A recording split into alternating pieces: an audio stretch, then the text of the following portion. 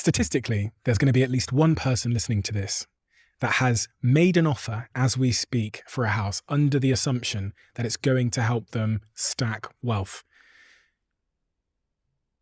If they were purely doing it for those reasons, what would you tell them to do instead? If that's purely the reason, run for your life. Don't do it.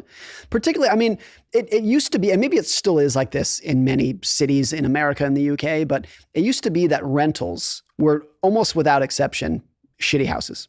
There were no good rentals. A big change, at least in America in the last 20 years, is that most big cities have tons and tons of luxury apartments to live in. And they're great places to live. And they're in the city centers and they got beautiful granite countertops and they're great places to live. Don't fall for the idea that you can't live well if you're renting.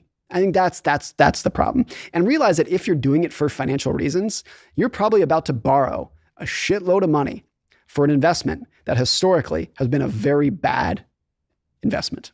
Like if you put it in those terms, like, what are we doing here, man? You're going to borrow hundreds of thousands of dollars for an investment that historically has been a loss?